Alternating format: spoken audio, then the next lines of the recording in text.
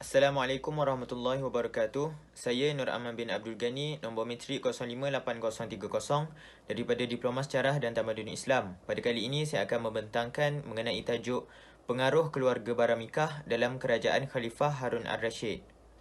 Baik, yang pertama mengenai kewujudan keluarga Baramikah dalam kerajaan Abbasiyah. Keluarga Barmak ini berketurunan daripada Menteri Kerajaan Parsi yang mana menunjukkan bahawa mereka ini ialah orang-orang Parsi. Bermulanya keluarga Barmak ini dalam kerajaan Abbasiyah ialah Khalid bin Barmak, seorang tentera biasa yang berada dalam pasukan tentera Khurasan yang datang untuk menyerang Iraq ketika awal penubuhan kerajaan Abbasiyah pada tahun 132 Hijrah. Baik, kemudian sewaktu pemerintahan Khalifah Abdul Abbas As-Saffah, Khalid bin Barmak ini telah dilantik oleh Khalifah Abdul Abbas As-Saffah untuk memegang jawatan menteri dan menjadi penasihat kepada baginda. Seterusnya, pada zaman pemerintahan Khalifah Harun Ar-Rashid, kuasa pentadbiran telah diserahkan kepada keluarga Barmaki. Dengan ini, keluarga Barmaki telah mencapai kedudukan yang sangat tinggi dalam kerajaan disebabkan penyerahan kuasa pentadbiran yang dilakukan oleh Khalifah Harun Ar-Rashid. Baik, seterusnya mengenai tokoh-tokoh keluarga Baramikah. Yang pertama ialah Khalid bin Barmak. Khalid bin Barmak merupakan seorang insan yang sangat berani, bijaksana, cerdik dan gagah perkasa. Beliau memainkan peranan yang penting pada zaman pemerintahan Khalifah Abu Abbas As-Saffah dan Khalifah Abu Ja'far Al-Mansur sahaja. Khalifah Abu Ja'far Al-Mansur pernah memberi kepercayaan kepada Khalid bin Barmak untuk memimpin pasukan ke medan perang. Seterusnya, tokoh yang seterusnya ialah Yahya bin Khalid. Yahya bin Khalid dianggap seorang yang termasyhur daripada kalangan Baramikah disebabkan ayahnya itu adalah Khalid bin Barmak. Yahya bin Khalid ini dijadikan sebagai pendidik dan pengasuh kepada Khalifah Harun Ar-Rashid sejak dari kecil lagi. Disebabkan ini jugalah sewaktu Khalifah Harun Ar-Rashid diangkat menjadi khalifah, Yahya bin Khalid ini diberi kepercayaan untuk mentadbir negara. Baik, tokoh seterusnya ialah Al-Fadil bin Yahya. Al-Fadil merupakan anak pertama Yahya bin Khalid Al-Barmaki. Beliau ialah seorang yang bijak dalam bidang diplomasi, cekap dalam mentadbir negara dan merupakan seorang yang gagah di medan perang.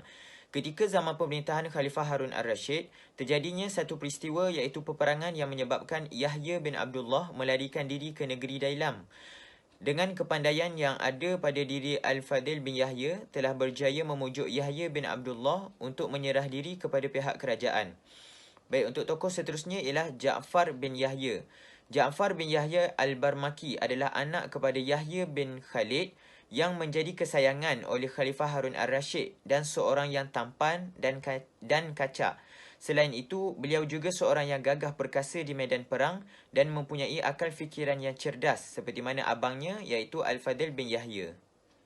Seterusnya mengenai pembasmian kaum Baramikah daripada kerajaan Khalifah Harun Ar-Rashid. Menjelang tahun 187 Hijrah, bersamaan 803 Masihi, setelah memerintah selama kira-kira 17 tahun, Khalifah Harun Ar-Rashid telah mengambil keputusan untuk menghapuskan kaum Baramikah. Kemudian, Khalifah Harun Ar-Rashid memanggil hamba baginda yang bernama Masrur dan memerintahkan kepadanya supaya pergi membunuh Ja'far di rumahnya dan membawa kepalanya kepada baginda sebagai tanda bukti pembunuhan telah dilakukan. Seterusnya, Khalifah Harun Ar-Rashid tidak membunuh Yahya bin Khalid dan puteranya Al-Fadil. Sebaliknya, hanya berpuas hati dengan membunuh Ja'far seorang sahaja.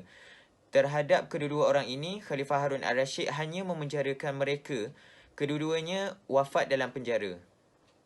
Baik, kenapa Khalifah Harun Ar-Rashid ini mahu membasmi kaum Baramikah? Di sini saya menyatakan faktor Khalifah Harun Ar-Rashid membasmi kaum Baramikah.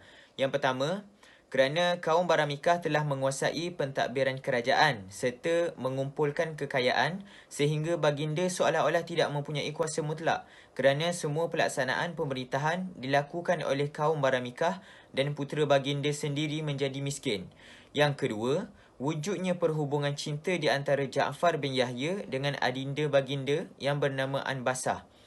Dan sebab yang ketiga, kaum Baramikah dituduh secara rahsia menyokong kaum Syiah Alawiyin, yakni keluarga Ahlul Bait, dan lebih cenderung untuk melihat jawatan khalifah berada di tangan mereka. Dan yang terakhir, yang keempat, kaum Baramikah dituduh zindik, yakni orang-orang yang membelakangi ajaran agama. Mereka berpura-pura sahaja Islam kerana mahukan kedudukan yang tinggi dalam kerajaan dan mahu membolot kekayaan negara. Wallahu a'lam. Assalamualaikum warahmatullahi wabarakatuh.